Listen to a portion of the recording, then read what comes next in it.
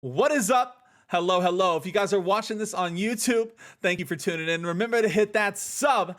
Remember to hit that sub, guys, on the YouTube. And if you're watching this on Twitch, thank you guys for hanging out. This will be on Twitch. We do this live on Wednesdays. It's every Wednesday, every other Wednesday. It's mostly Wednesdays. But guys, tonight we have a very special guest here, and I'm super excited to get this going. We got the Late Night Wiilly podcast coming in, and we got Ashy. Needing almost no introduction here. Obviously, a big part of the Handsome Blokes, now a part of Supple, and I'm sure we're going to be getting into more of the details, but I'm sure is the mastermind, the brains, the Shotcaller boy behind a lot of other companies here in the community. Is seriously, I'm excited as ever to talk to him more in depth tonight. You guys might have heard of him from some of the interviews that we've done after some of the wars. Don't try and poach his people, but Ashy, Ashy, what is up, man? Why don't you go ahead and introduce yourself?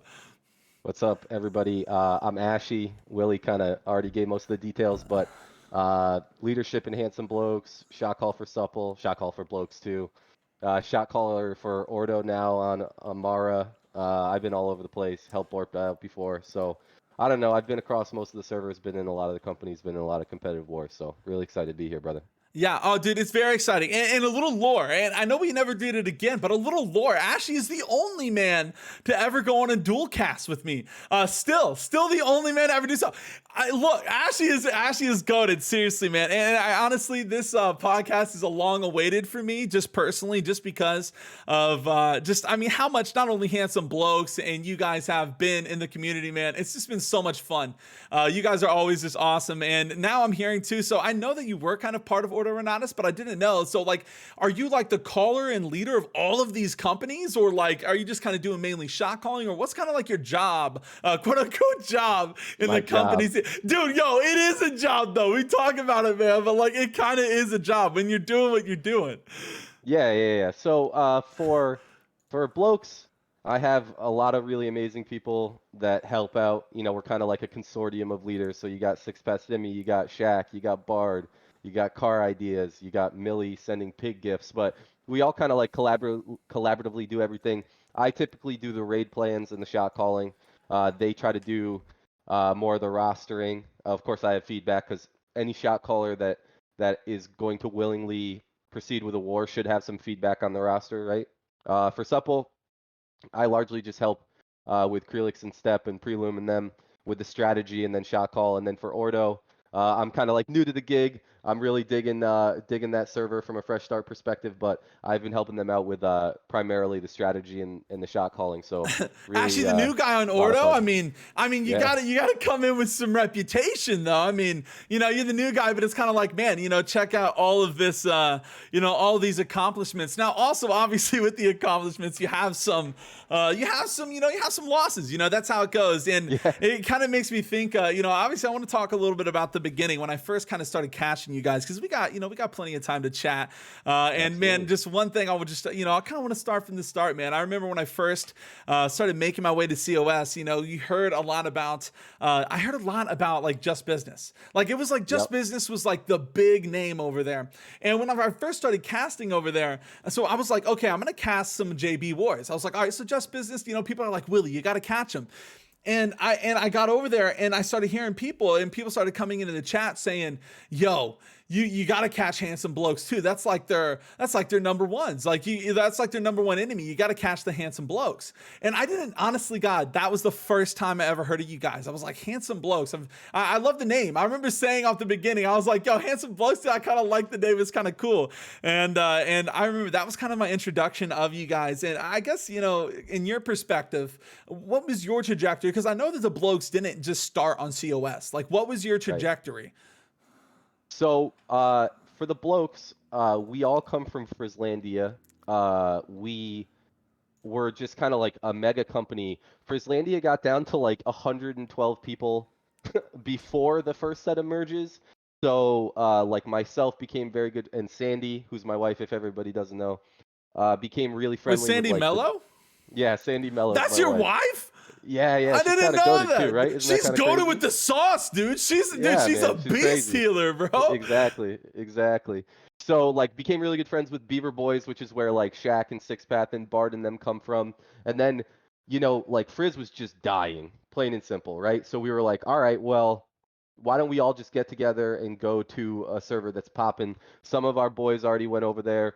We decided, all right, fuck it. We just pulled the ripcord one day, brought everybody over, and we created kind of like a Frizzlandia super company. I wouldn't call us a super company, but a Frizzlandia super company, like all of the very all like the very interested PvPers. We started out. I'll never forget, Willie, our first war. We had no raid plan. We just slotted 50 players, and we were like, well, we're really fucking good, so we're just gonna go in and win. And I swear, as the kids say these days, on God, we just played OPR for 30 minutes. Like, we had probably 250 more assists than them. We farmed the fuck out of their healers, and we just didn't cap the point. Nobody stood on the point. Nobody did anything. But we had some really great early wars with Sinister and Adeptus, and there was a pretty big ban wave for JB if you didn't know. So their Zerg got cut in half, but their talented players remained. Wait, what Eventually, happened with the band wave? Wait, what I don't happened know. with the You're gonna have band to wave? get you're gonna have to get Aeonic on. I think he could talk that a little bit Oh, more than okay, me. okay. But they lost a bunch of their player or FJ. They lost a bunch of their players. They eventually came back, right? We picked up some players, and yeah, we started just having some heater wars with JB. They were, I mean, like we're really good friends with the JB guys now, like at least some of them, right? Yeah. Like, and we always joke they were like infinitely more skilled than them, but we just finessed the fuck out of them, right, to get our Yeah. wins. So we had some really great back and forths, and then eventually when Supple came in, when Copium came in, JB kind of fell apart, became Borpa plus whatever the rest of JB became, Yeah. and then we started kind of like working with them, jumping into Was their there wars, and it like was a really good time. yeah, was there like some kind of like because I kind of I thought this whenever, so back in the day, Take Care TC came onto our server, and there was there was this like weird camaraderie whenever something like that happens. When you start having these like a bigger and quote unquote better company starts getting on your server, you're like there's like you were fighting these guys for so long, like other companies at the time. Like I was fighting Mostly Harmless and stuff like that at the time, and it's like Hmm. now that there's this bigger threat, there's like this like weird camaraderie where it's like, well, okay, we got to repel the invaders.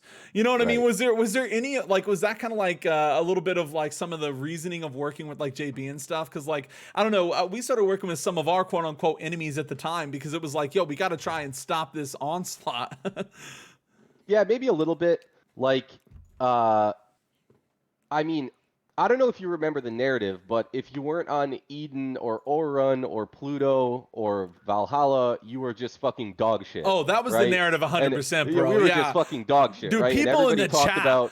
everybody talked about how JB was dodging, blokes were dodging, we're Yep. fucking terrible. It's like, Yeah. actually, believe it or not, we just like enjoying the Dude, wars that we're having right here, COS right? was a movie, man. I mean, I remember I would be catching, and look, sometimes I'm trying to shed the light for people too. Like I was catching COS before a lot, for a while before like Supple and then made their way over because I had a lot of friends over there that were like, hey, this is a lot of fun, and I was like, God, like I would defend you guys. I'm like, guys, look, COS companies, it's a blast. Like the wars are fun. Like there's some, it's pretty competitive. But yeah, you're right. The narrative at the time was like, yo, if you're not in Pluto, if you're not going over to Marama, then you are bad. Like it was like that was Yeah. like the overall narrative, and you're 100% right on that, dude. I remember that vividly. Yeah. So I mean, like that definitely was a little bit of it, right? And like our first war against Copium, for example, was at 4 o'clock. I didn't do the roster. I didn't shot call. I didn't even think we could make it. And listen, we got farmed. Like that was just not the best effort that we could have put forward, right? Like I remember Deuce was out there talking fat shit like Copium's here to take over, blah blah blah, all this fucking dog shit, right? So like I remember that next attack we had, we slotted a couple Borpa boys in there, and I'm sure the chat remembers we speed ran the fuck out of them in like 16 minutes. So that was a really good moment for like the original cost, not original, but the cost people before the Oh yeah, migration for came in to sure. be like, Yeah. hey yo, listen, we're actually pretty good at the game, and just because we didn't like end up on this one server that you guys were on, we're pretty fucking good. And if you stop and you look at the rosters across CAS or across Orofina right now, there are an astounding amount of players that were on CAS that are in those rosters now, right? So Dude, like I I'll stand on agree. my flag for days that the competition on COS was fun as fuck. Yeah, I agree. I mean, I agree. And the thing is one thing that is funny is I remember about a lot of those players that were on Pluto. Like, I still got a lot of the people in the chat, and I still got a lot of people that hang around, from the Plutonian days. Somebody said in the chat, remember when I had 11 viewers? That's true. Hmm. I started like that too. It wasn't just instant, but those Pluto days, it's like I remember those players, but you are 100% correct. I do think a big chunk of the player base and the highest competitive player base right now is a lot of those players that was from COS. I'm not kidding. I actually agree with you 100%. Like, there's a Yeah. good chunk, and the name still too. Like, I mean, let's just be fair. We don't really see like, Copium's gone, Modern's gone. Like, you have a lot. Like, Take Care's gone. Like, Ethereum's gone. Like, now, if you're talking upper echelon of companies, I mean, you're talking about a lot of companies who were from COS. Like, Right. you guys really have kind of molded into like a high competitive scene here. Hmm. It's pretty cool, man. It's just cool to see that Absolutely. trajectory, man. Because it's like I said, I mean, back when COS, when people were getting dogged on, it's like, well, now you guys are the final boss in a way. Like, Yeah. if they came back, like, I mean, we saw Modern try to come back there for a second, and not to hate on my Modern boys, but look, it wasn't easy, you Right. know. Yeah. But Absolutely. yeah, and it's just really cool. I do want to say though, obviously it was a lot of fun seeing Handsome Blokes. But I remember before, before the whole merge of like Supple and Copian and them and stuff. I remember you guys actually winning. I think it was like 3 territories in a row.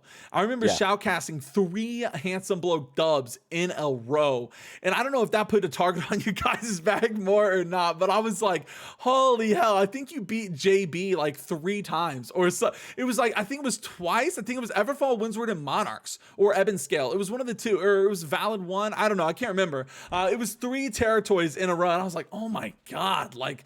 I don't know. It's just really cool seeing the pass of Handsome Blokes. But from your perspective, it is pretty cool to see that you guys are trying to hold it down and represent COS.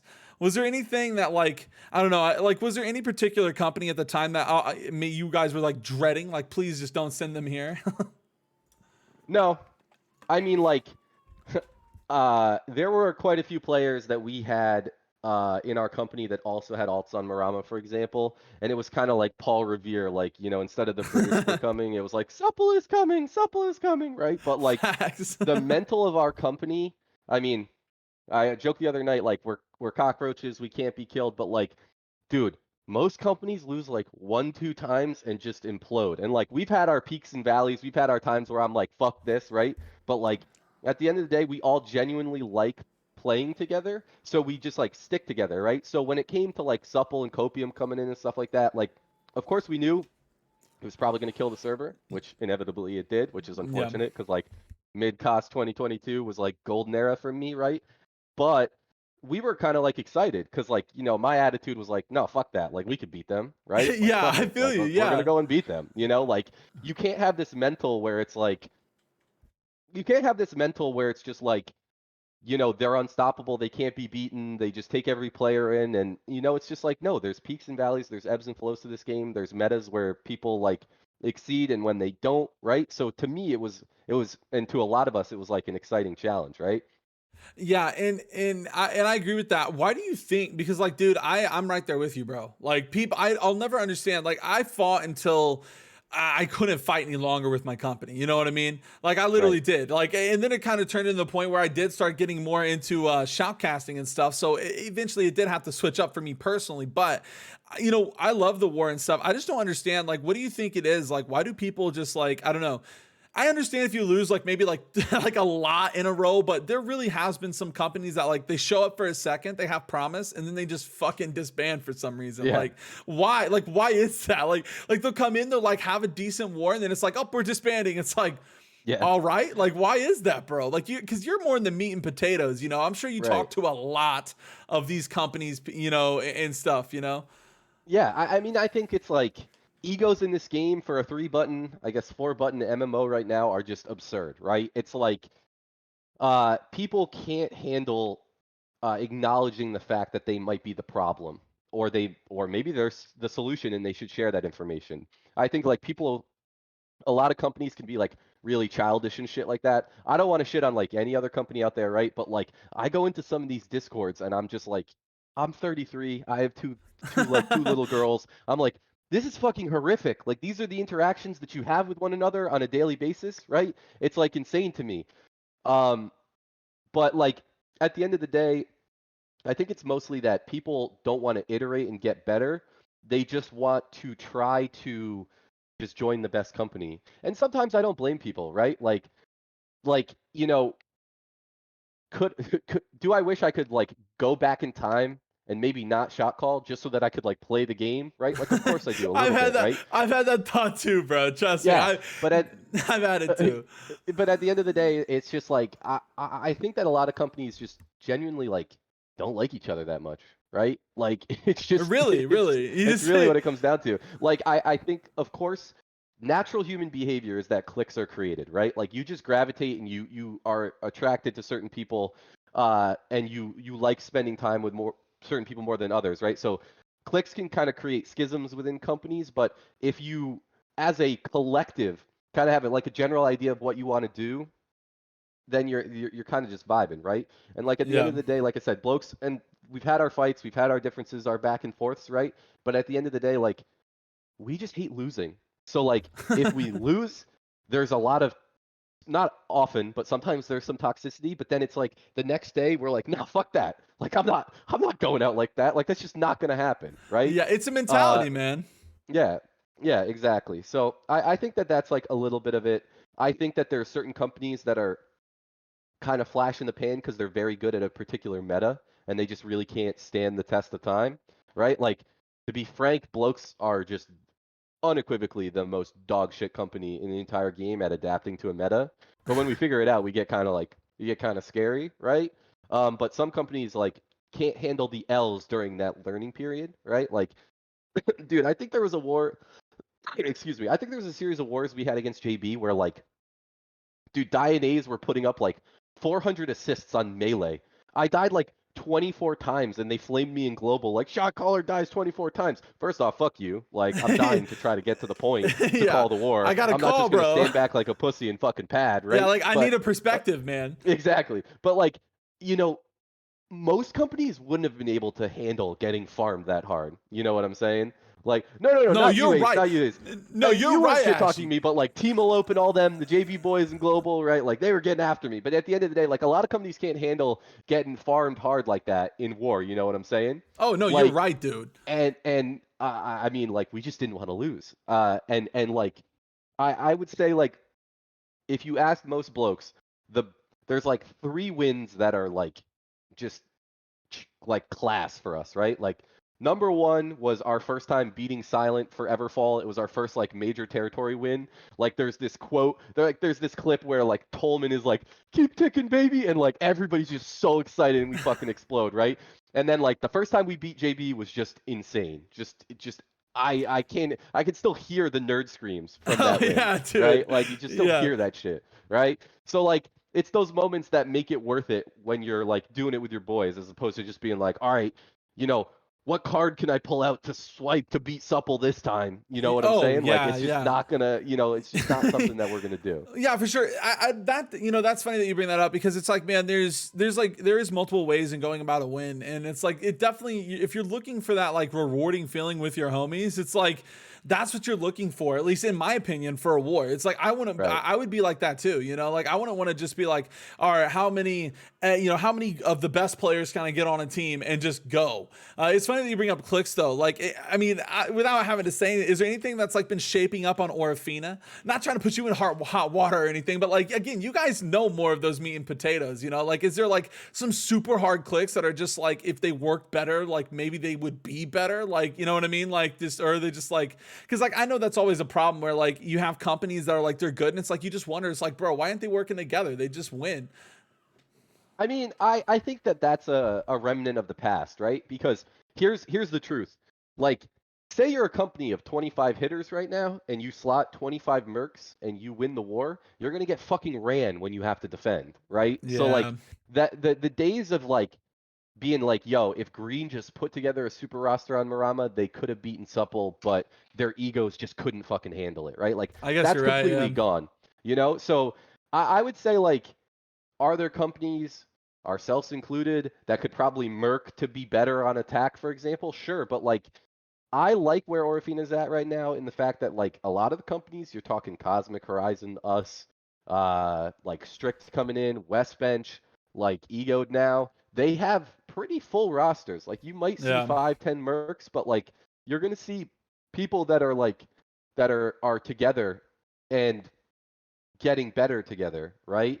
Because really, that's how you like maximize efficacy as an army is like having consistent groups and having people start to play together and stuff like that. So for as much as I hate the war rostering changes, just because it sucks that you can't have a silent phoenix that has like 15 people in company and they're gonna merc 35, but because their strategy's better and their caller's better, they're gonna win. Like it sucks that that can't happen anymore. But I do like that it's forcing companies to like slot their own homies, bring people in, start to form groups, stuff like that. So, Yeah, um, I actually like your opinion on this, man, because we've talked to a lot. I've talked to a lot of people on the podcast, and I think the majority is kind of like somewhat against it. You know what I mean? Like they're kind of like, oh, the war changes suck. But I do agree with that kind of sentiment because it's like it does inherently make you, it does inherently make you work with your company, and that's what it's about at the end of the day. What's the point in a win if you have to like outsource all of it, or most of it, right. and it's like that just does kind of feel weird. So yeah, I agree with you, man. It is what it is. Hmm. But I do think that blokes, or it's funny you talk about Orifina is like in an insane state right now. I really feel like everybody is pretty competitive, dude. Like I've caught a lot of servers and I really feel like Orifina might be like the most evenly competition, or at least one of them that I've seen in a second. What's your feel? Because I Yeah, know you've been on a lot of servers too. yeah. I mean, I think that you know we you wish you knew you were in the good old times, like before they left, type of thing. Like I do think that peak COS was probably the best for me Yeah. because I think that this war meta is dog shit. Quite frankly, like just dog shit. Well, why is that? Like, Um, what? Like, why do you think it's dog? Like, what's the worst like thing all about right. it? I mean, I don't know. I don't want to sound salty, but like No, I want to when hear it, a dude. You're in the when an shits. army when an army that is just straight up better loses because they can slot 8 decks and just stand on walls and stack 15 mortal empowerment stacks and farm on dummies inside and throw like that's frustrating, right? It is Yeah. not fun. Um, I think as a warhead and a veteran of the game at this point, that attack meta is always more fun than defense meta, right?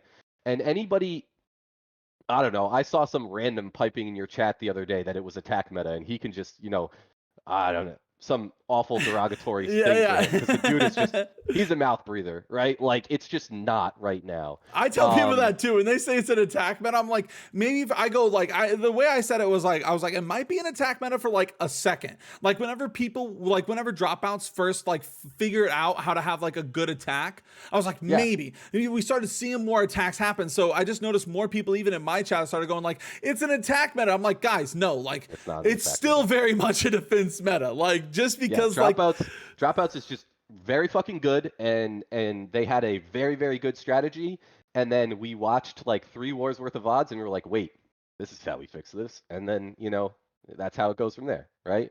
yeah. So What do you I don't think know. they should fix most? Like when you're talking about war, like what's like the biggest thing that you think they should fix? So I mean, there's a laundry list. Like if old cleanse was in the game with ults, this meta would be bearable, right? Yeah. So like any PvPer, the number one on their wish list is probably like, please just put cleanse back to what it was, right? But cleanse did just make medium melee like super juggernaut, so I understand why they did that, right? I would say that the the number one thing to me would be uh would be the smoothing of the mortal empowerment curve, right? So like we talked about this a little bit in the supple Discord the other day, but like even if mortal empowerment went to 30%, but it was 1% per stack, right? That still means that if they get to 15 stacks like they're at right now, it would be uh, half efficacy, right? So you'd Yeah. be at 15% rather than 30 type of thing, right? I think that that's the number one most oppressive thing because getting in gates is difficult with the ult changes and the cleanse changes, and then you compound that with the fact that you can have Prod aiming his gun at D gate and like my healer Sleazy steps in and gets dome pieced in fucking 2 seconds. Like that is awful from an attacker perspective, right? Yeah. So like It's not that's fun 2. gameplay. Then I think like number 3 would be ults on dummies, but I personally think that many companies are just fucking awful at attacking and like they're just like throwing out their ults randomly and doing all this stupid shit, right? As opposed to like, okay, Pomodelo like described it to me the other night. Our attack against Cosmic the other night felt like Overwatch, right? Like we sat and we farmed our ults and then we employed an attack strategy. We sat and we farmed our ults and we employed an attack strategy, Yeah. right? Like that inherently takes away the dummy advantage, right? Also, believe it or not, most people that play this game are fucking monkeys. So that if you bait them a little bit and you use your cleanse, they'll dump all their ults, they're popping detonates on fucking air within B gate, and then Yeah. you're pushing on top of it, right? So I don't think that the dummies thing is that bad now. Um, but yeah, I digress. I think that I see that River says nerf repair so gates can't be easily rebuilt. I disagree. I think gates should be able to be built as easily as they can right now, but they should come down a little bit faster. And I would like to see I would like to see some type of like how do I describe this? I would like to see some type of cooldown on repairing a door that's up, right?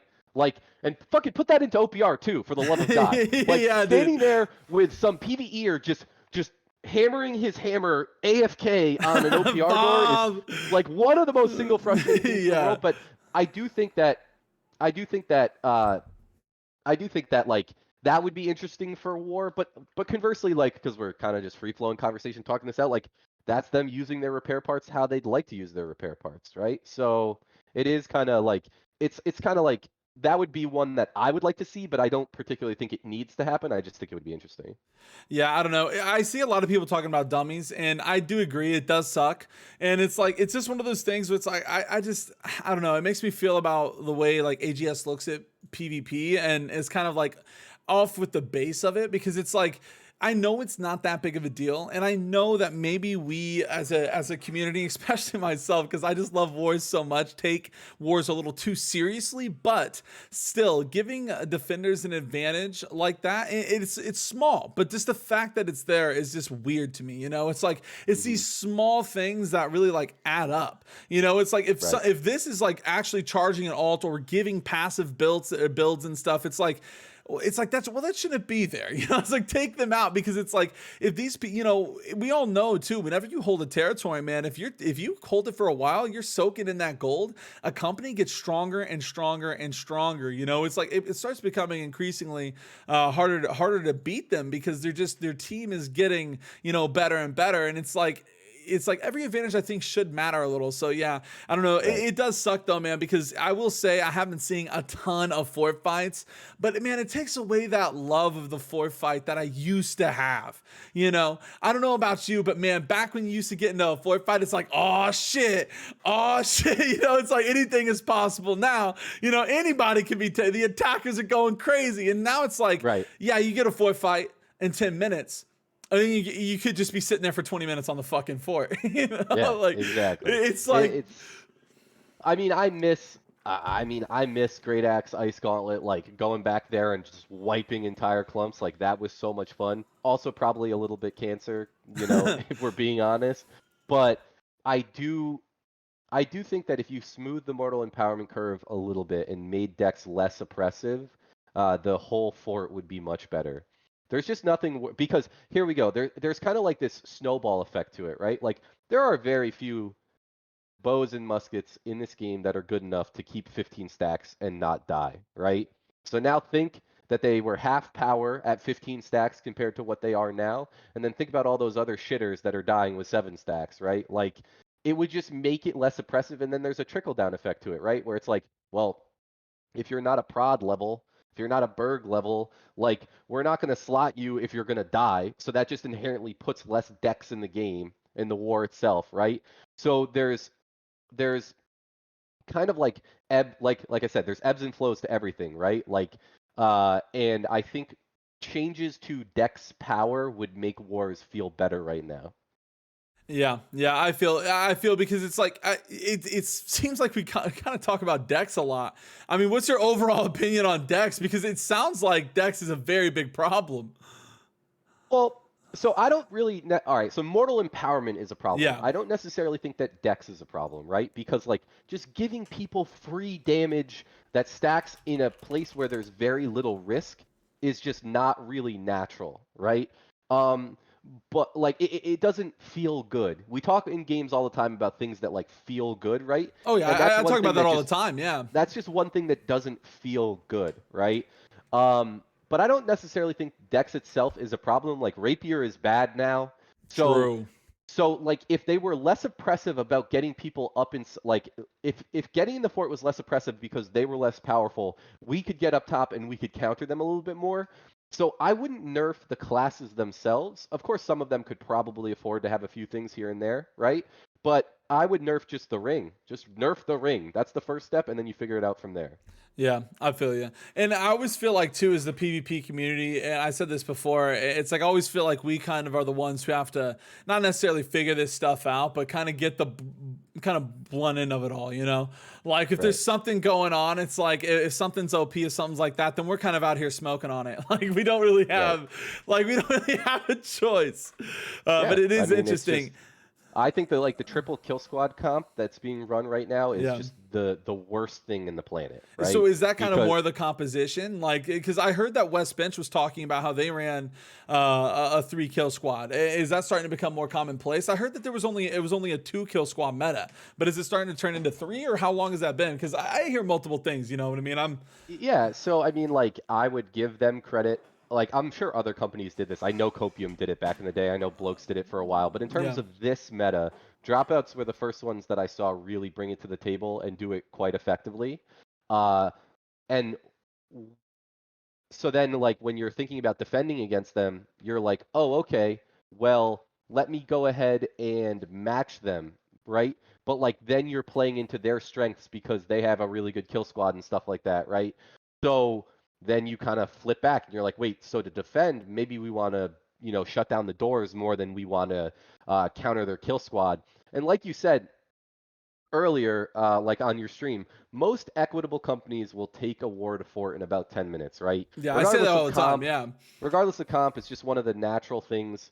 It's just kind of like one of the natural things that occurs where, you get some wipes, you get some tick. As long as you don't fuck up, it's going to happen, right?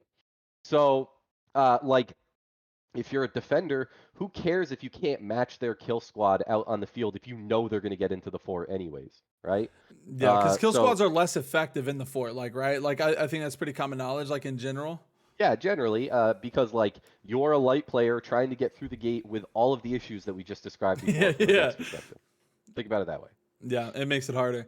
And it's like it's just funny because now did you hear about the light armor nerf? Like did you hear about that kind of coming in? I Yeah, don't I know how saw true like I that saw a little is bit or about it. Yeah, I mean, for those of you that don't know, allegedly they're nerfing the efficacy of resilient on they're nerfing the efficacy of resilient on light, and they're going ahead and potentially buffing it for heavy, right? I don't think it's as doom and gloom as people think because like for those of you that don't know, as long as you're 150 con, there's diminishing returns on the fifth resilient. So smart players are likely only running 4 because most healers in light are running 150 con, right? I know Mhm. that there's the demons of the world like eyes that are running 100 con, and there's the Tophers that are like 50 fucking con, I think, right? But like generally speaking, the only healers I would say that should really be quaking in their boots should be like AoE healers, right? Because Yeah. AoE healers are underneath 150 con. Really, what it means is that you're just going to have to itemize for +1 resilient, right? So you might run 5 instead of 4. It depends on how awful the nerf is, but generally speaking, I think with a little bit of itemization, you'd be chilling. Yeah. Somebody says in the chat, why doesn't NA play heavy point players besides a couple IGBBs? Because I know that there is more. I believe, if I'm not mistaken, in EU there is a lot more heavy players. Yeah, I mean, I think that. All right, so I played heavy BBIG for a while, and I switched to medium. The mobility just feels much better. Your damage is non, uh, like not insignificantly more, right? We're talking like in medium, if I hit a shower combo on an AoE healer in B gate, I can kill him. In heavy, I cannot, right? Yeah. And the heavy dodge, the heavy dodge just doesn't feel as good either, right? Oh yeah, the Uh, heavy so dodge I, sucks, man.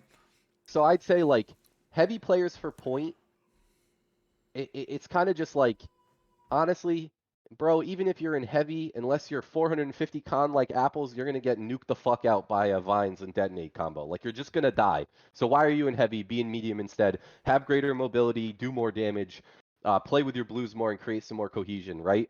Like I think that the thing about heavy meta, like if people in all right, so if people in NA were to start using heavy, and I mean, like, I'm sure EU players will watch this and be like, "What a stupid American! He has no idea what he was talking about," what a right? dumbass. Yeah, but like, Yeah. if if there were to be a increased incidence of heavy on point, we would just revert back to more nuking, right? Like, we would just nuke point harder than we do now, right? Yeah, heavy Like, doesn't make you invincible. Like I think there is that sentiment where people think like, "Oh, if you're heavy, you're just invincible." It's like, "Nah, man. I mean, you do have a lack of movement. Like if people focus you, you are dying. Like you still will die." right, It is exactly. interesting.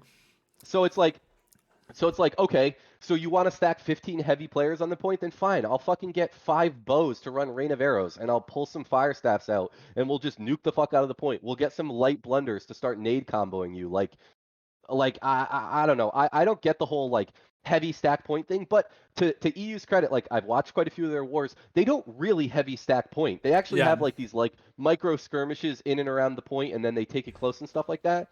From what I've seen, Yeah. From what right? I've seen too, I've seen that too. EU plays in a very like it's like a pocketed warfare. You know what I mean? Like Exactly. EU is like playing in pocketed warfare where it's like you have like 5v5s and like 10v10s going off around the point. And it's like you get that in an A, but there still is a lot more of like there's a little bit more on the point warfare in an A from what I've seen compared Yeah. to EU. Exactly. And I mean, when you start to think about the benefits of heavy, like your sacrifice. All right, so when I really stop and I think about this, right? Like when I really try to be like and unpack it and be like, well, why would we go heavy, right? When you start to stack heavy, you have high, like longer CC durations and stuff like that, right? But like that's why cleanse exists. Half of the people playing on point have entomb, cleansing entomb. Like the value is not there to me versus more damage to kill quicker. Yeah, I see what you're saying. And one thing I want to talk about because I didn't really get into builds as much with some of the other people, but I obviously want to talk to you about it too. I want to talk to you about it more because I know you're a big believer in the blunderbuss, and I know that is very huge for an army. What do you think that like? What does that do for an army? You know what I mean? Like for somebody who doesn't really know about like some of the weapons and stuff, like what do you think is like? Why does blunderbuss seem so impactful to have on your army? I mean, Blunderbuss is impactful because it's still broken. It's just disgusting what it has built within its kit, right? Let's just unpack this a little bit, right? In a medium, in a medium build, Shrapnel Blast can burst the fuck out of a healer or a medium to help secure kills. Plague Splitting Grenades, which is big heal reduction, also does big damage in an AoE. We stop and we think about like, okay, so VG Scream is incredible. There's like 8 to 10 VGs within war anyways, because it is better than nades. But you have to put yourself into a less opportune scenario than when you're using a blunderbuss. The reward is a little bit greater, right? Because you're rending, you're empowering yourself, you're actually applying more heal debuff than a nade, right? But again, just an incredibly powerful spell. Then when you're using net shot, that's another escape that just shoots you the fuck out of everything, right? And when you hit it, it reduces the cooldown. So the cooldown is significantly lower, so you're constantly able to reposition and stuff like that, right? Uh, on top of that, Blunder has just outlandish built-in fortify, right? At the end of the day, like just an absurd amount. It has fortifying aggression, which is 10% fortify when you're shooting people within 3 meters of you. That happens on point all the time, right? You have on a Oh roll, yeah. which is 3% fortify, stacking up to 5 times, which lasts for 10 seconds. And then you have last chance, which is like when you get hit below 50% health, you have a 50% damage reduction. You couple that with Ice Gauntlet, which has it has like a 25% fortify when breaking out of Entomb. It has Defiant Freeze, which gives you 20% fortify after casting an ability, and the Tomb cleanses you. You put those two spells, like those two weapons together, you have burst damage and insane survivability. What is that good for? Living on the point. What is that good for? Also fucking everywhere else, because the weapon's grossly overtuned, right? Like, Yeah. at the end of the day, Blunderbuss is just insane. And people that are really good with it, uh, are very difficult to kill and also can apply an inordinate amount of pressure compared to some of the other builds. Yeah, it's funny because so it sounds like, it just has like a lot of that like insane amount of, kill potential, but also just a wild amount of defensive capability. And I think that that is something to think about the Ice Gauntlet, because the Ice Gauntlet is actually, Ice Gauntlet is something that's super, like, it kind of gets away. You hear about the musket a lot, you hear about the blunderbuss a lot, but in like even Rapier when it was when it was busted, but like, dude, Ice Gauntlet's kind of sleeping. I feel like people sleep on how good the Ice Gauntlet is. I feel like Ice Gauntlet's just insane. Like, even whenever I use an Ice Gauntlet, I just feel like I have so much utility. You know what I mean? Like, I'm like, hell yes, Yeah. I got an Ice Wall, I got a Storm, I got an Entomb. Like, it just feels good as hell to use. Like, that weapon feels so damn good, and I just love using it, man. And I think it's good though that you're going into more detail and stuff, because people definitely need to hear a little bit more about that, and I think there's a big community out there that, they want to get in wars. And I saw somebody say it in chat earlier where they feel like they can't get in wars. And it's like, yeah, you want to get in wars and stuff, but also to any of these absolute chads who want to try and lead a resistance. I mean, that's what it's about. You got to kind of learn some of these things. You got to learn about Right. the build pass. You got to learn about that stuff.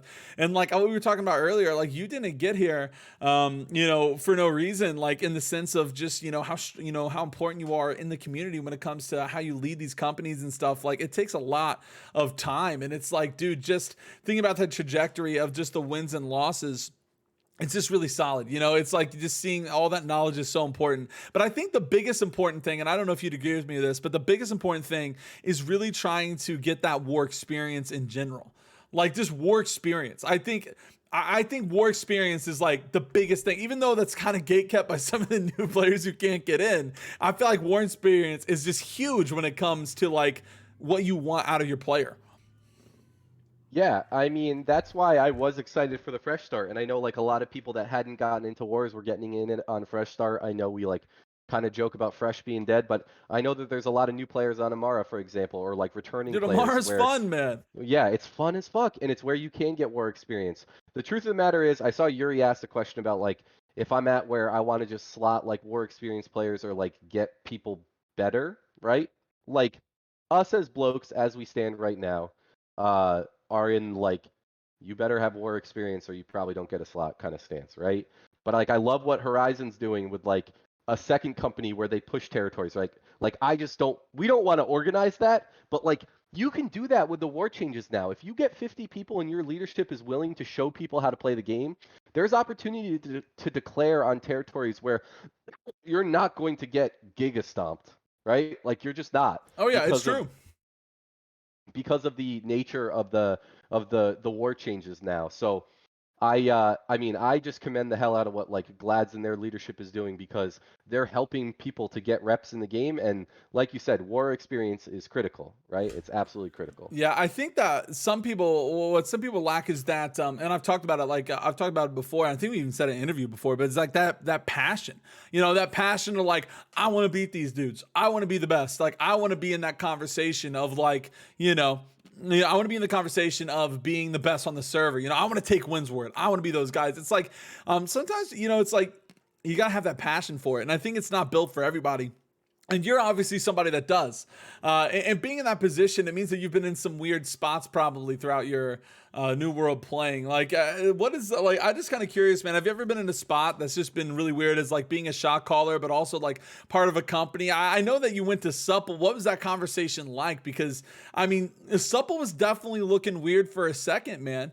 And then, now they're looking really good. And they got they got Ashy over there helping with the calls and stuff. I mean, what kind of happened? Like, what kind of happened with Supple and, like, what, I mean, obviously without spilling too much or whatever, but, what was it? Because it did feel like there for a second. Look, I put them in C because I was like, where's the boys? And it's like, it looks like they needed a little bit of something. And maybe that was Ashy. What was it, dude?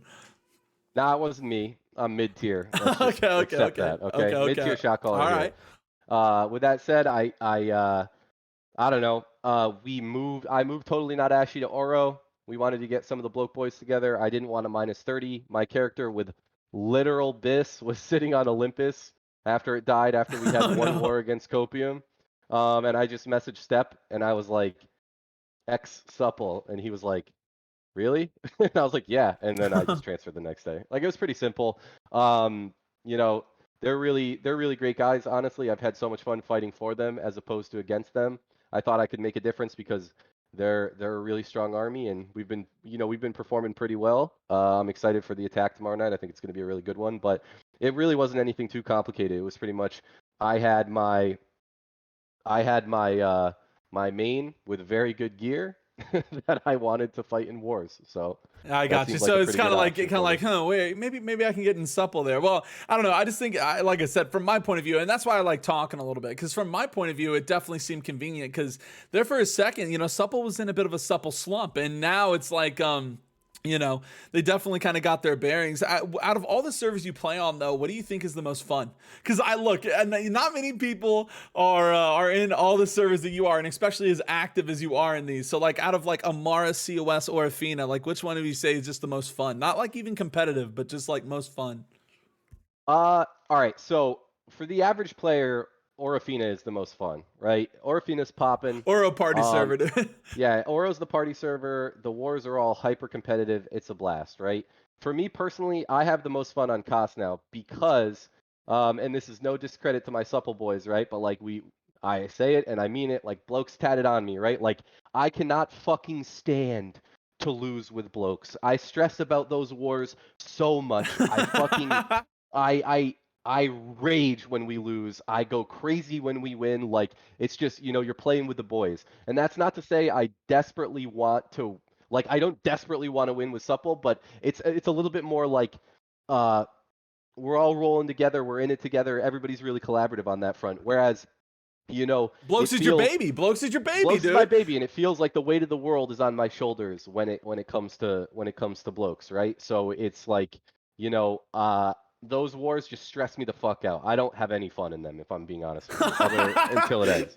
That's Yeah, just the truth. And yeah. What do you anybody in think blokes will about? tell you, that's the truth. I just don't. I don't have fun with them. What do you think about fighting Ego tomorrow? You guys are going to be the very first company to fight against these guys since they since they're coming back. So, like, how do you feel about that? I mean, we're dog shit. We're gonna lose in 15 minutes. But in terms of ego, I got no problem with those guys. I think they're pretty chill. I fought in their wars a ton, right? Like we fought with them on Marama against Op. That was a lit fucking war, right? Like I have no problem with anybody in there. I think it's gonna be a hell of a war.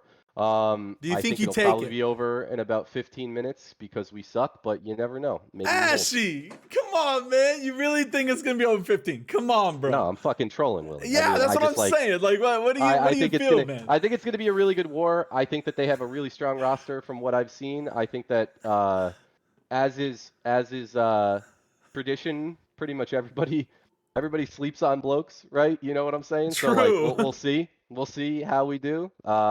I think we have a good shot. I think they have a good shot. It's gonna be a banger war. But don't think I haven't noticed, Ego, to all you boys standing on those Windsward steps. I even caught Blow Me Like Soup checking how much money Windsward makes earlier, right? So I mean, What? like they're He was ready. in the They're admin ready. office? Yeah, he was on the governor's Yo, desk. They're ready. yo, They're ready to they're ready to take yo. in, see how much money they're gonna start getting with No, their city. You know what I'm that's saying? But not good, dude. They're already trying to do the math. I know. That They're like, all right, so if we cross the I's and dot the T's and divide by, the 50 members we have in our company plus pay for, never mind, that equals, so we're chilling. Damn, I can't believe. Look, hey, you catching him red-handed. Look, that is your territory. You can't let him do that. We need some guards up in that shit. Something to Nah, stop him. No, that's funny though. absolutely. No, it's gonna be a hell of a war. Like I said, I like the Ego people. We've had a really good relationship with them in the past. I mean, I think that they're named Egoed for a reason, and that's kind of good for them. That's their vibe, right? Like, I feel like if we think about like personalities, we're just like, kind of the guy next door, handsome blokes that is. We're just like, just Yeah, kind of a chill dude, and there's other yeah. there's other companies with bigger personalities and stuff like that, and I'm cool with it. Well, maybe that's why it's funny. I've Makes the kind of, game fun. hey, look, I've gotten flack from actually, and look, people used to say like, "Oh, Willie Supple Shadow Governor" as a meme. I've actually gotten flack from multiple people saying that I talk too highly of the blokes. And maybe that's why I like you guys so much, because that's kind of my vibe. I'm a very kind of chill, like, I'm just kind of like trying to chill, have fun playing games, and I do have a little mix of a lot of things too, but I think it is funny because I've gotten flack before just from like trying to, I have too much, care for other companies, or somebody said like, whenever I do my tier list and stuff, like I can be a fan, and that is true. Like I am a fan of, I'm like your guys' biggest fan, like, Yeah, like absolutely. really seriously. Like, I mean, I don't think I know we got people in the chat, but some of you guys, like, it's awesome when I get to talk to you guys, like Ashy, like, it's like, dude, to me, it's like, I've caught like a ton of your wars for going on almost a freaking year now.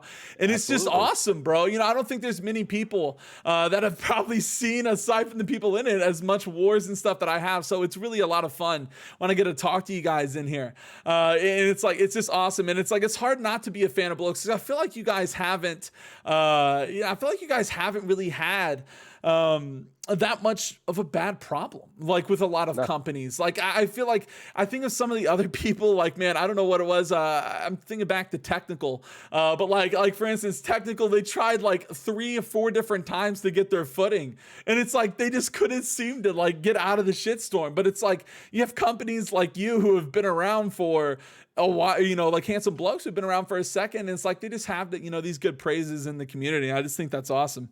Like, how do you guys do that? Just not being problematic? Like, yeah, I mean, I think we're generally not very toxic, right? Like, of course, we have except for when people try to poach your players. Yeah, yeah, exactly. Well, of course, listen, I've been on your interview 15 times, right? Like, not 15. True. No, you've been on it. You've probably been my most. I think I've interviewed with you more than like almost anybody, right? And it's like, most of the time I'm fully respectful. Sometimes you got to talk your shit a little bit, right?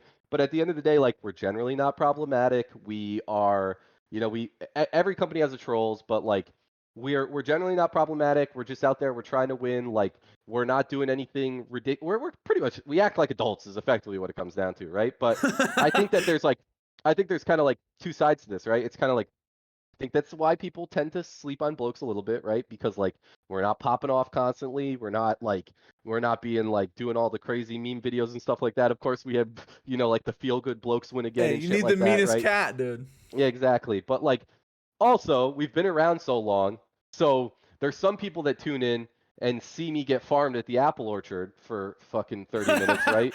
And then there's some people that have tuned in and watched us beat some of the best companies that have come and gone in this game, right? So it's kind of like there's ebbs and flows when it comes to our God, that is so true.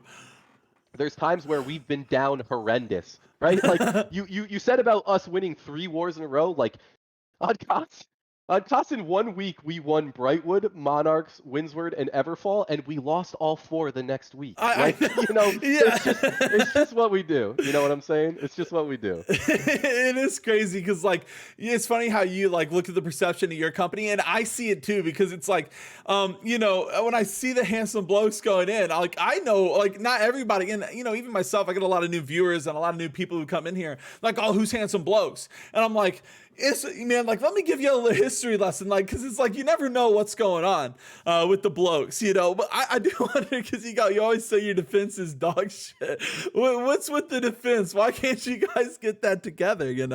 What is it? Quite frankly, I am just a terrible defensive shot caller, right? Like, I really think that that's just the truth.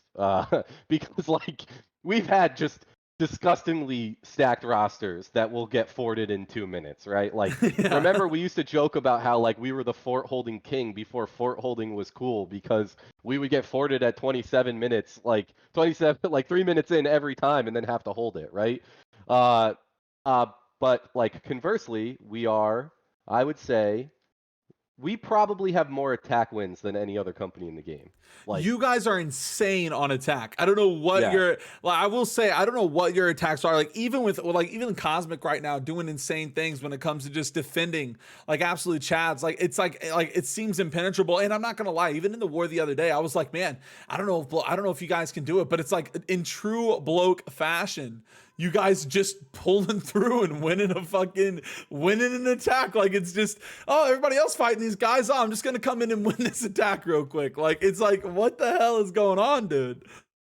Yeah, I mean, when it comes to attack, I've been in a lot of wars that are not my own, and there are very, very, very, very few shot callers that have the ability to adapt on the fly, right? Like, of course, there's the if it ain't broke, don't fix it. But conversely, if it is broke, maybe you should fucking do something different. Don't send the same groups to balance for 20 minutes while Boosters says in main, there are 15 decks on Seagate. I'm fucking dying. Like that's one how you make your players want to die and kill themselves inside, right? Yeah. And then two, that's how you lose. You don't adapt, right? So I mean, it's no joke. You can ask the people in the chat. You can ask people that were in the war. My raid plan had 18 frames in it for that cosmic attack. Like we had like 7 different things that we could have done to try to throw different looks at them. Oh yeah, I agree. I think adapting is huge. Like even whenever I was doing, I was really heavy in my shot calling era. There was a war I led on Windsward, and it was like we had this big plan. And at one point, we were all the way on C point, and I was like, guys, I think the best play right now is to literally run around the fort. And we ran around the fucking fort. And now this is back in the day. We can get away with probably some cheeky shit like this, but we ran around the fort and took A. Like we literally, I was like, guys, like this ain't working. All right, abort strategy. We're going around the fort. And it's like, and it worked. You know, it's like, it's just crazy. It's like, I think just having those, you know, that's what separates, I think, a good shot caller from like an insane shot caller. Cause like, Right. it's easy to stick to a strategy and be like, well, okay, well, group one needs to be here. Group one, make sure you're here. You know, group two, make sure you're here. But it's like, you know, at some point, you know, throughout the war, it's like, okay, this ain't working. I need fucking 3 and 5 over here to B. I need 6 going to the back. You know, it's like you got to start switching things up, because it's like I do think like there's so many companies I see whenever they attack, and especially on attack. When I see them attack, it's like you can tell they're just sticking to the same formula, and it's just like, come on, you gotta switch it up. And I even say it on my stream, I'm like, they gotta switch something up. Like something's got to change. Like you can tell whenever a company's just kind of stuck in like, I'm just gonna keep going with this same strategy and hope it works. It's just not the Right. case. Yeah, I mean, there are some wars you can see where you can run into that brick wall and you will win at a certain point when the respawn timers get long enough, right? Like I True. want to say it was our attack against Op in EF where we won with like 4 minutes left or something like that.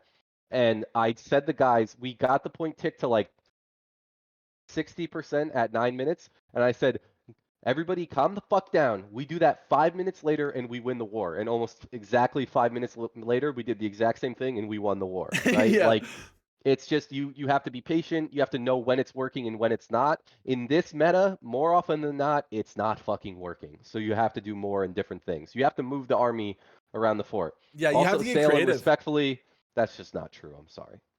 Dude, so that kind of Sam saying that Cosmic probably got the most creative attack strats. You know, I was gonna kind of ask you a similar question in the sense of like, who do you think is like probably, you know, how do you view? Because I know that as shot callers, you start kind of knowing each other a little bit in some way. Hmm. Because like when I was a shot caller, there was always this like almost mutual respect between other shot callers. Cause like, you know, you guys are like calling the shots, and it's kind of like, all right, dude, all right. Is there any like shot caller that kind of stands out to you as like somebody who's like maybe your enemy, or like maybe like just your mortal enemy? Like you guys just are always like going head to head with each other, or somebody that's just a problem in general? Like, you're just like, man, I can't get this guy's calls. Or do you think you're just the goat, dude? Like what's the vibes of that? Because I love having the shot caller conversation.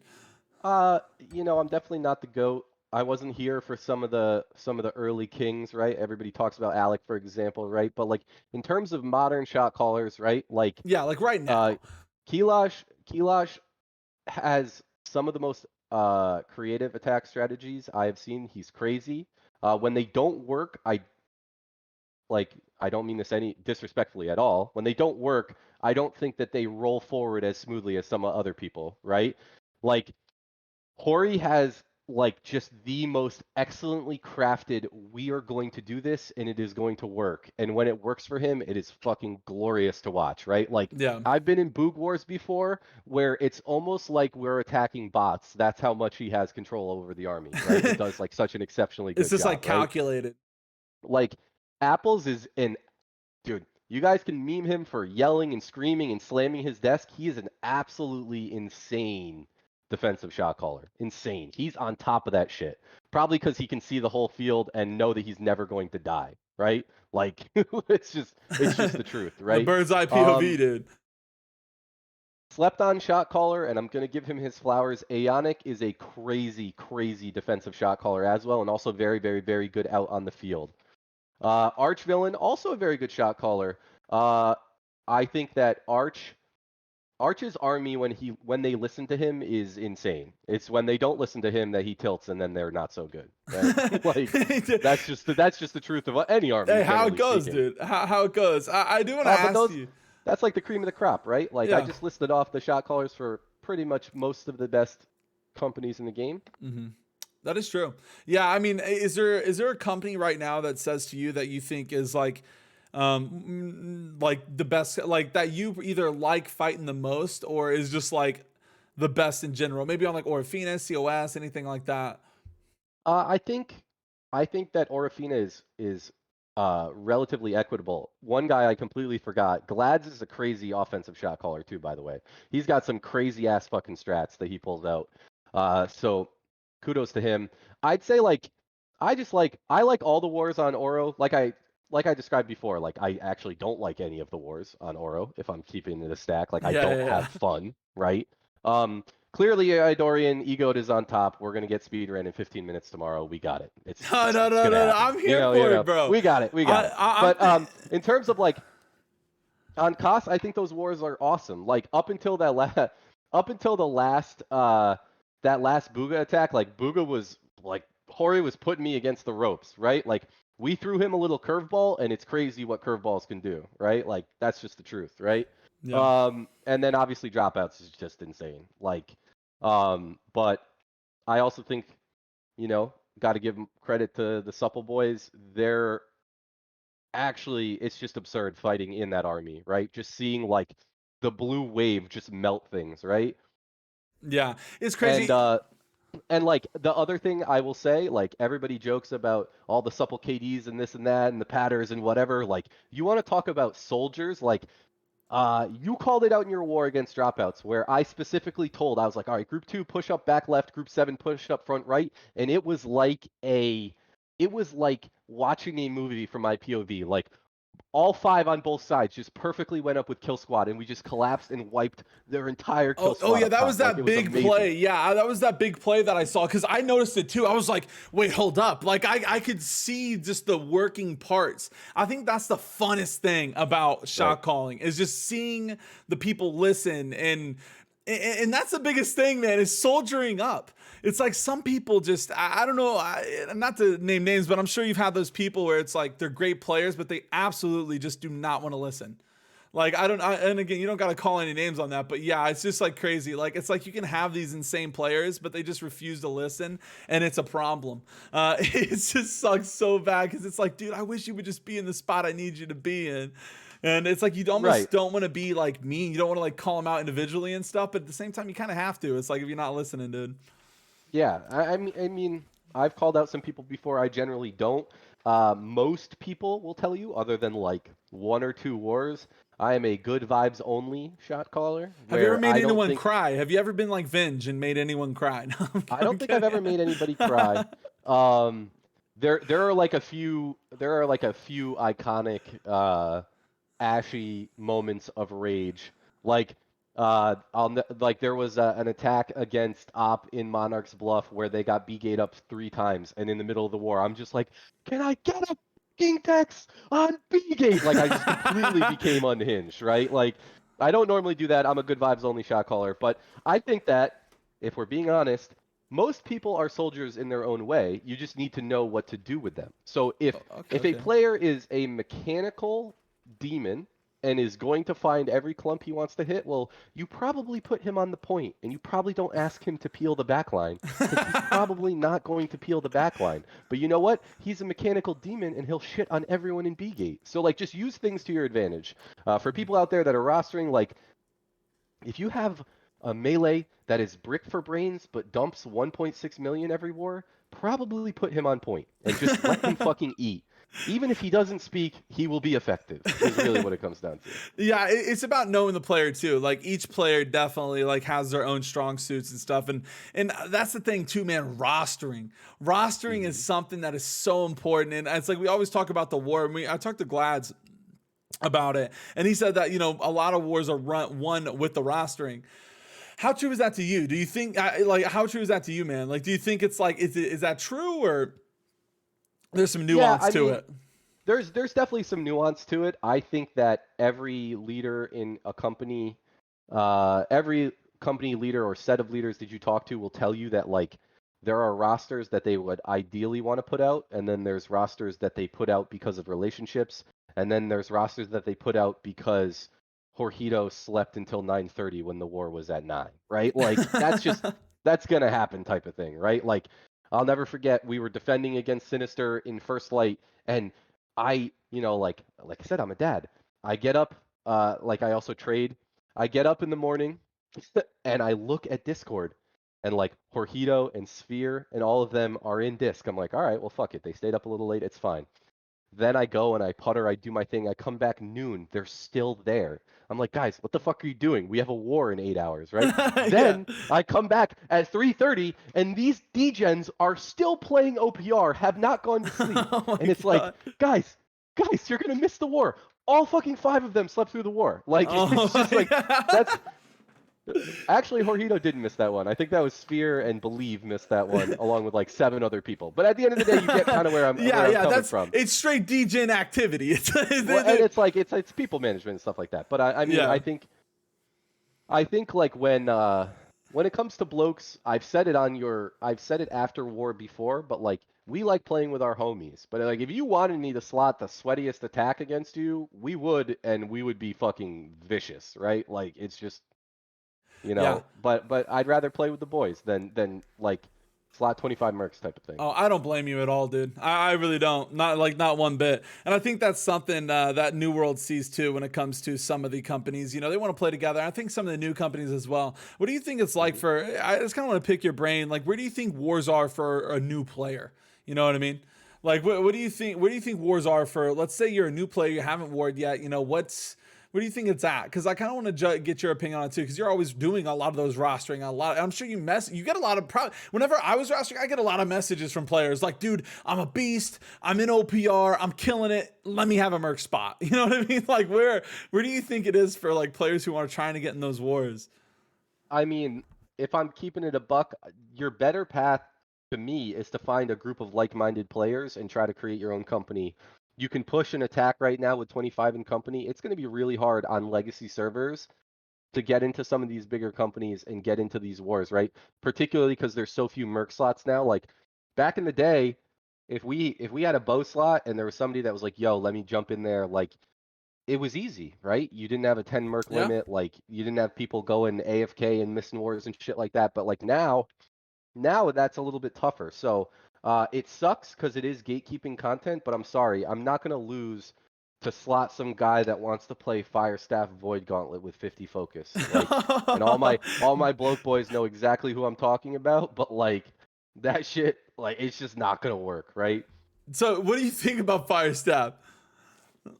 Firestaff is dog shit. Oh no. Yeah, I know, man. Fire Stab used to be so good, and now it is straight dog water. I know it's so When the bad, when the dude. best when the best fire stabs in the game all start playing not fire staff, that's all you need to know, right? You list off all of the best fire staffs that I can think of, all play a different build now. So Yeah, that's funny. fucking you got tax on melee. I Legit's know. playing Blunder, Reloads is playing whatever the fuck he wants because he's goaded. Nevlin's run around with a hammer and a blunder, like making healers' lives miserable. But like, what is the common thread amongst all of those? They don't have a fire staff in their hands Yeah. anymore. It's like Yeah, it's funny. I remember catching Tommy, and like it was like a couple days. I was catching him. I was like, man, let's see what Tommy's up to, and he's like slowly transitioning. I'm like getting off the fire staff, and like everybody at the time was like talking about, man, I hate fire staff. It sucks to see where it's at. What do you, dude? Like, is there anything fire staff could do to be like, what could be better for a fire staff in war? Like a different ability? Like what would make them viable? Because I kind of look at fire staff as kind of like, so fire staff, in my opinion, and it has always been kind of like you're padding. You're supposed to be doing those you're supposed to be doing big numbers. You're doing big numbers, but I think it just doesn't have the kill potential that like a Dex does, and the Dex can do bigger numbers. You know what I mean? So it's Right. almost like, why would I slot a fire staff when I can slot a Dex player that can secure kills easier and do bigger numbers? Like, what do you think fire staff needs? Like, why isn't fire staff meta? Uh, I think that the big thing about fire staff right now is what you just described. Like you think about the two roles that it filled in the past was like healer pressure or clump pumping, right? And I don't know all of the nuances of the fire staff nerfs because I think my fire staff is level like 11 on my Yeah. main, right? Holy shit, yeah. Like I've never really picked up the weapon, but like, all right, any fire staff you talk to will tell you that the flamethrower meta was dog shit and less fun than when it was a clump pump meta, right? But the biggest thing, and Hori just said it in chat, and it's true, is it has no util. If you think about like a blunderbuss, it bursts harder and faster than a fire staff does, and you have fortify built in, so you're not getting melted. I would like to see them change incinerate because that ability is fucking awful, and give fire staffs some type of util that would make it worth using.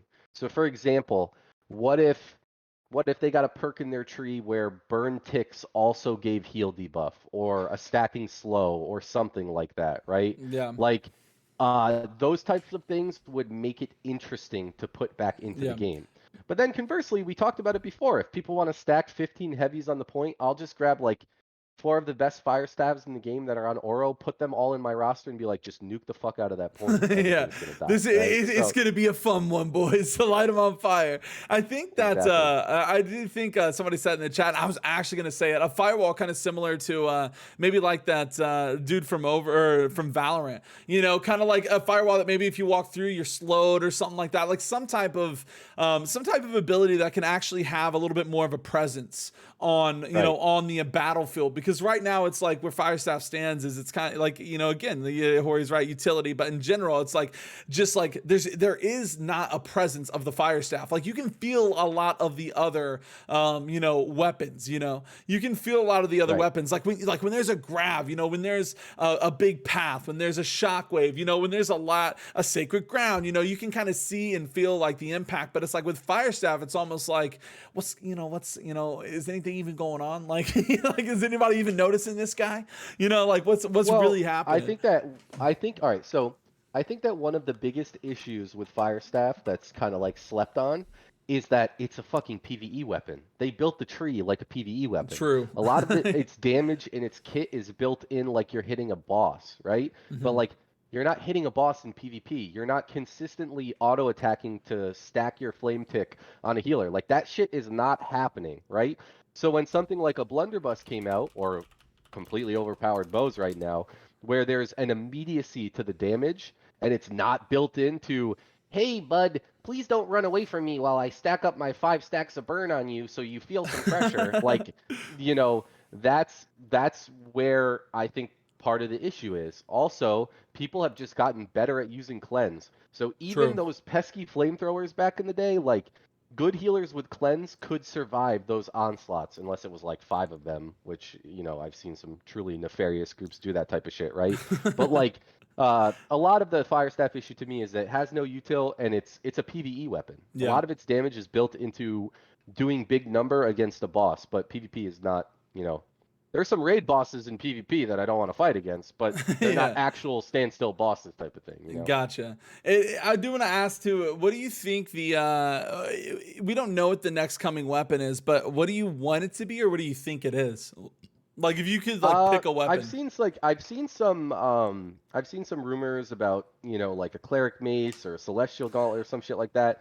I've mentioned it in your chat before, but like the big weapon that I think that this game needs desperately is, and it could be like an Angry Earth staff or some shit like that.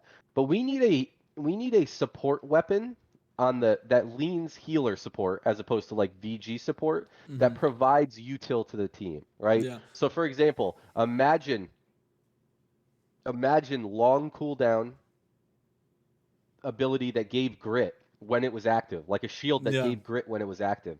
Can you imagine the immediacy of that weapon and how much fun that weapon would feel? Where, like, if you got somebody going in and they don't have grit, but you can give them grit to get them out of a situation, stuff like that, Yeah. that would be cool. I think that this game desperately needs like a blessing of freedom, like from Yeah, oh WoW. yeah, Like, yeah, yeah. Somewhere imagine, you give it on them and imagine, they can just like start running. They don't have. They're not stuck yeah, in the. They're not I'm stuck stuck. in the meat grinder. Exactly. Yeah, Like imagine being able to be like, yo, I'm rooted, and you could get hit with that, you could get hit with that blessing of freedom, whatever the yeah, fuck it's going to be called, and you can actually run away, yeah. right? So little stuff like that, I think would be a really cool weapon to add to the game. I think that shielding would be a cool element to be I introducing think in this game. shielding too. I'm surprised shielding is not in this game. This is like one of few like big like or big like kind of PvP games where there's no shielding. Like I kind of think somebody said it the earlier, and I agree. We've talked about it before. I mean, I talk about this all the time, but kind of like a Karma from League of Legends. I don't know if you know Yeah. how her kit works, but Oh yeah. something like where you can give big group shields or some type of like support that does lean more towards the side. Because I was talking about it earlier, but I'm scared for the healers, man. I don't want the healers in the game to feel like they're getting pushed off. I'm a big fan of. I've been pushing the cleric mace for a long time. Not only a little selfishly because I love maces. I don't know why. My 8 brain dude. I'm just like I like maces.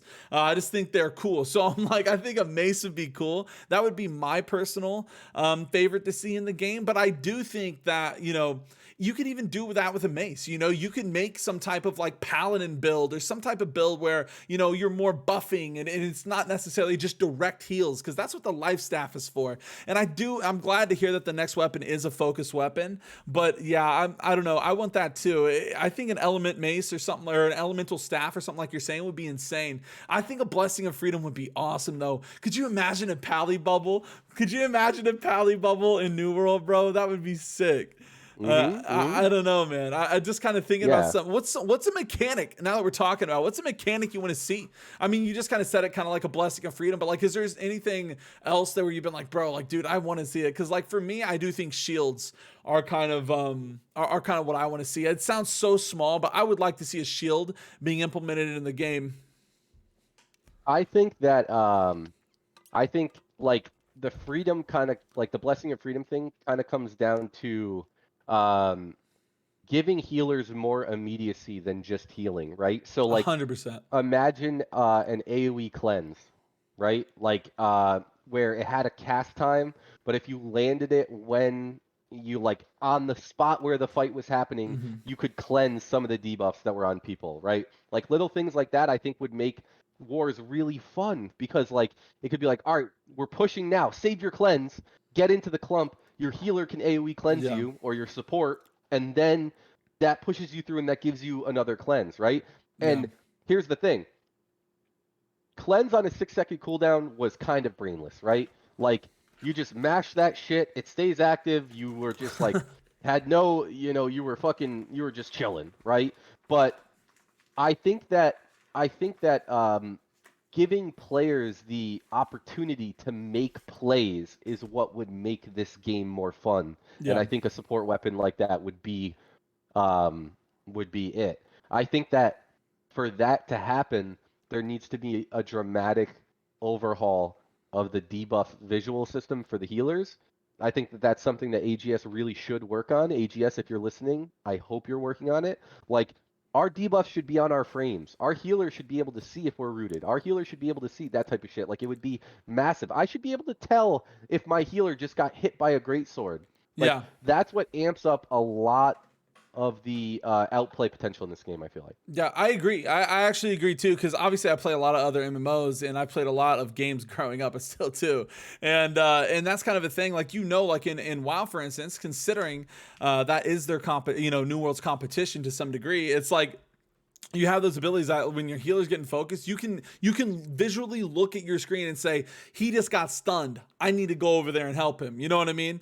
It's like that's important. And somebody said in chat, we need a ranked mode. I've been saying that for a while, and I don't know if you agree with that. If I think like a ranked OPR, or obviously I would love to see a capture the keg or capture the flag and make that rank a 10v10 more competitive. But if you had to choose a competitive mode, what would it be, man? Like if you had to pick, like if there was a competitive mode, something else they can get in the game for PvP, what would it be?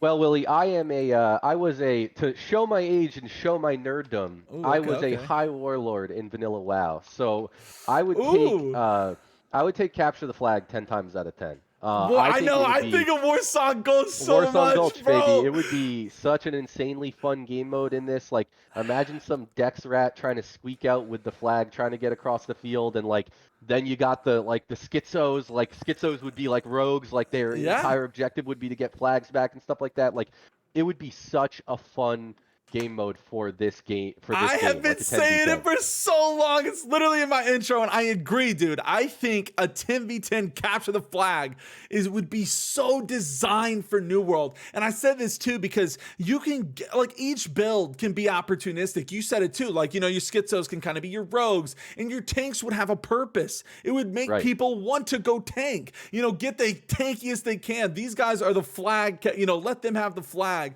Your healers, can help, and maybe that new weapon that like support weapon that comes in and buffs and stuff. Like, I don't know, Right. maybe it's just because maybe it is because, like, look man, I'm turning 28 too. I'm getting Yeah. to be about 32, and maybe it is just our WoW roots coming out. But I just think capture the flag and has always been some of the most fun in MMOs. Like, capture the Yeah. flag is just, it's a go-to game mode, and the fact that we don't have it is like, damn, it feels like such a I guess waste of potential. It's unfortunate, Right. man. I think if you introduced a ranked 10v10 capture the flag and ranked OPR where you had to queue with 20 or queue with 10, Yeah. the retention for PvPers in this game would be insane. There would be people that would play this game only to play that mode. And let me tell you, Yes. like, bro, I used to queue randoms in WoW, and I would find some fucking demon rogue and be like, bro, you got to be on my team. You want to talk about, and then you want to talk about getting people into wars? Well, you bring that demon rogue, or like, let's say schizo. You bring the demon schizo into your capture the flag team in New World. He starts running shit. You see that he's mechanically a stud. Like, you're gonna get him a slot in war. Like, that would be fire. Yeah. That's a good way to transition and take people through. Well, and I also think it helps the newer community or the new players as well, because you're going to have a spot for the absolute giga chads who want to go and do ranked. So like you Right. can have a spot where these guys can go and do ranked and kind of take it more seriously. And then you also have a spot for the new players to maybe OPR doesn't feel so much like shit, like they're getting shit on, Mm-hmm. because they have a higher chance of facing other newer players. It's like, I'm telling you, dude, like, it's like, I Yeah. feel like, I know, man, I see people in the chat. I know a lot of us have been talking about it for a second, and it just feels so rough. I mean, I know they're taking their time, and it's just, man, I just would love to see some of these changes come to PvP, because at the end of the day, I mean, I'm sure it's why you play still, at least a big part of why you play still is because the Yep. PvP in the game. It's 100% why I still am invested, and I'm still super excited to still come back every single night and cast and and play and just do my stuff, because it's like the PvP in New World is just so fun. I It's feel next level. It's just so much fun, right? it is. I've Like, never been into PvP until New World, and it's like this game just made it so much fun. I don't know what it is, yeah, man. I agree. It's And then BJ Tucker said it in chat, but I agree. Like, this game has the unique opportunity that they could literally just do capture the fort. With all the yeah. forts, you could just rotate the maps, and that would be so much fun. You could queue 50v50, and people would queue the fuck out of that. And for those of I you that don't know, that like didn't play WoW, like even pugs would get so sweaty in these types of game modes. Be like, yo, bro, you got to cover back, you got to cover this, and like give people a little bit of prep time, and people would play so much. oh yeah, I've been I see saying the arena mention. I see the arena mention in chat. Like, I told everybody in Blokes that arena is dog shit for this game I because I don't everybody like was just gonna arena. play a stupid stupid build and it was just not going to feel fun. And I played like 5 times and I was like, yep, I was right. This is stupid and doesn't feel fun. Yep, it's funny, dude. I don't like arena either. I'm a huge into PvP. I tried so hard, dude. It was like I really want to like this because I was like, oh, I remember I was talking to my company at the time. I'm like, hell yeah, arena's coming down. We're gonna get it going. And it's like I started playing, and it's like, 5, 10 games later, I'm just like, I would rather play OPR. I don't know. It's like Yeah. this. The thing is, New World thrives whenever you're playing in groups. You know what I mean? Right. Like that's just the truth of the matter. Like it's like it just thrives in that environment, in my opinion. And yeah, Absolutely. it's just so much fun. I personally could even see. I don't know how familiar you are with RuneScape, but I've said this a few times as well. I could see a dead man mode being pretty fun for New World, kind of like or just one of these modes where you drop in and there's like random loot and you find weapons and armor and you just kind of fight each other until there's one last person left. You know what I mean? I think that would be kind of fun too. There's a lot of places they could even do that on the map and do that Right. with or something. But obviously that's kind of like that's kind of that's what we want, but I do want to get to it. Is getting a little late, so I do want to get to some community questions from the Discord, so I would Sure. like to make that happen. So let's get it. So the first person asked, question for Ashy: why don't we see greater use of biobomb in wars? So Biobomb, as far as I understand, is still bugged when it comes to some of your other weapon abilities, right? So like when you have Biobomb equipped, for example, your Ice Storm does less damage.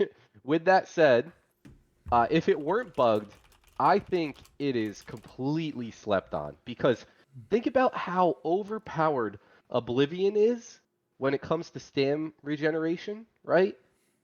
And Biobomb is literally anti-Oblivion. Yeah, That's almost exactly the same size, is it? right? It's still So I'd bugged. say, yeah, I'd Oh say my that the god. bug is really what's having it not be used, but it is crazy overpowered in clumps. I think it's totally slept on. We've used it in wars.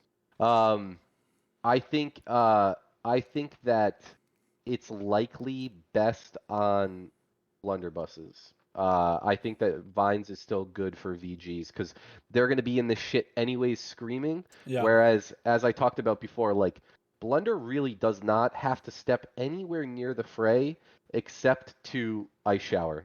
So Bomb pairs really nicely with it. So I'd say once the bug is fixed, which should hopefully be soon, I would anticipate we start to see a lot more usage of it. I think that when it comes to the ults in this game, uh, really everything in this game, but the ults are kind of like prime perpetrators of it. The like I'll never forget egoed to bring them up, not in a disrespectful way. Attack dropouts and dropouts had like fucking 30 detonates, and it was just like it was like fucking D-Day watching Yeah. that war on your stream. Yeah, Like I remember. I think we had Sophia and Rivers' point of view, and they would step like within like a toenail of the point, and it was just Oh, everything blows up, right? But it's like so immediately after that was like, you know, slamming in Discord, like everybody needs to go get that detonate right now. Make sure you have your gold one for the next war. We absolutely need these, right? And it's like over time we slowly start to evolve and we realize like, hey, maybe you don't need detonate on melee because melee already does enough burst damage with its combo. Maybe it's better. Play did have a blue cannon, Curio. Maybe it's better to have stone form so you survive more. And then Yeah. it's like, well, everybody's like, oh, greater stone form is where it's at because it has way more fortified. It's like, well, actually, if you use the cunning one, you're walking around with a walking sacred and you're fucking big vibing, right? So like, I think that there's opportunity for far more use beyond the ultimates that are used presently, other than Dark Descent, which is just dog shit. There's just nothing you could tell me that I would ever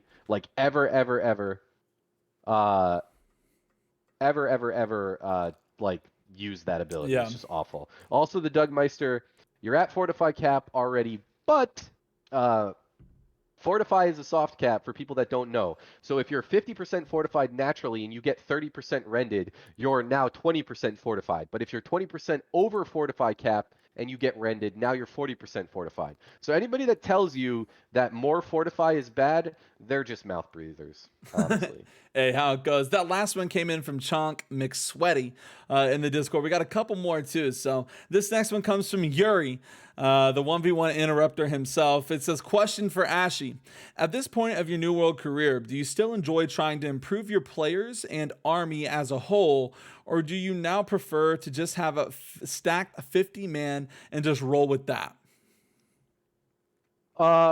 We talked about it a little bit before, but I'm a big uh I am a big fan of static 50 as much as possible. It's how you improve. And like of course you need like 15, 20 people behind them, but I like keeping the company tight so that I don't have to tell people they're not getting into war. And I like just trying to like help those players improve type of thing, you know? Yeah, gotcha. And then this one comes in from Salem. Salem says, how does Ashy balance between managing a big company and IRL stuff? The number one answer to that is the queen sitting next to me, Miss Sandy Mello. Like, you know, she acknowledges the fact that sometimes I'm tweaking because I have to like roster and figure out this, and she'll be like, yeah, just go downstairs for 10 minutes, get the roster right while like I cook dinner and stuff like that. But I'm also fortunate enough to work from home, so like I have time. I sit here, so it's not too difficult for me to balance, like life and what is a game and should be fun, right? Yeah, yeah. Uh, but I am fortunate to have a bunch of time, and I'm fortunate enough to have a lot of really great guys that I do this with across the multiple companies, right? So it's kind of just like that's kind of where it's at. The biggest thing to me is like when it's family time though, try to make it family time as much as possible because like You can be you caught up don't in have Discord a lot. exactly That was one thing I was exactly. falling in and was like, dude, I was constantly checking my phone, answering Discord. I'm like, dang, dude, like it just couldn't stop. But yeah, interesting here. And then the last question coming in, Ashy, from MJB says, can you show your dog? Yeah. So Let me go get the dog. I'll go get the dog. We'll pay the dog tax, and then we can wrap up because he's gonna be all hype because he's gonna wanna come and he's probably gonna be like, Dad, it's time for bed. Time for yeah, bed, Dad. yeah. Bring me to bed. All right, I'll be right back. All right, got you. Now, yeah, look, guys, we did have Come here, multiple buddy. people ask for the dog, so I'm excited. Look, everybody loves a good old pupper and doggo, so I'm here for it. He's pretty cute. Simcoe, come here. Come on, downstairs. Go. Go. Everybody wants to say hi to you. Come here. Come here, buddy. You want some treats? Come here. Come on, buddy. We're paying the dog tax. You gotta I hope pay the dog MJB's tax here. here. All right. Oh my gosh, I don't think I've ever seen your doggo, dude. Come on, up. Oh, Hey, buddy. oh my god, dude, that is a pretty dog, dude. He's a big. Is it a he? Is he a Hey, big buddy. boy? Up. He's a big boy. Hey, buddy. Take your treat. There we go. Oh, what kind of doggo is he? What a cute doggo. He's a Samoyed. Wow, that is awesome. Yeah, it is more of a lion than what he said, a But up. unit. Come say Facts. hi again. Oh, who's a good boy? So if you've seen my Discord picture, that's actually my dog with a Oh, hat that's on it. awesome. I didn't know that. That's awesome. Well, that is super cool, man. What a cutie. You love to see it. Everybody loves the dog tags. You love it, dude. Look, they love your dog. You know what, Lashy? You know what? One thing I've seen is it looks like a lot of people love you too. So it is really cool. I do want to say, seriously, Ashy, it's been so much fun chatting with you tonight. It has been a while. It's been a long time coming for us to have kind of an extended discussion here. And it's been a lot of fun. I think if anybody has been checking this out, they've learned a lot, probably just from you, our conversations coming in, and hopefully they had a lot of fun as well. So I do want to give Ashy a big old hand here. Much love to Ashy. Seriously, guys, claps for Ashy. Seriously, if you guys don't know him, again, you guys do by now. He is an absolute Chad, a friend of the stream, a friend of your boy. It's, look, like you said, I think you really are the most talked to person of the street, like when it comes to interviews and stuff like that. And it's been nothing but love tonight. Ashy, is there anything you want to say before you get on out of here, man? Just shout out to Wiilly. Thank you, brother, for keeping interest in the community through the doldrums. Everybody's gonna everybody's gonna joke, oh, he's just a streamer. He doesn't even play the game. That's dog Yeah. shit, right? Like, you kept interest in this game when it was down really bad, and you're a warrior just like us, right? At the end of the day, you stuck through it, and we all still love this game. So, big shout out to you, and then everybody out there. Two banger wars tomorrow. Blokes versus Egoed at 9 o'clock Eastern. And then we'll also have Supple versus Dropout. So I will be shot calling them. Hopefully I get 2 wins. And maybe I'll jump on tomorrow night to talk some more shit. Who knows? Hey, I'm looking forward to it either way. Ashy, you have a fantastic night, man. Much love, bro. It's been a pleasure. And guys, that is going to be cutting the podcast there. So guys, if you guys are watching this on YouTube, don't forget, hit that like, hit that sub. It supports your boy, it supports the community as a whole here. And if you're watching this on Twitch, guys, check out the link in the chat. It is my YouTube. We're trying to hit 1,000 subs there. So guys, consider doing that. But yeah,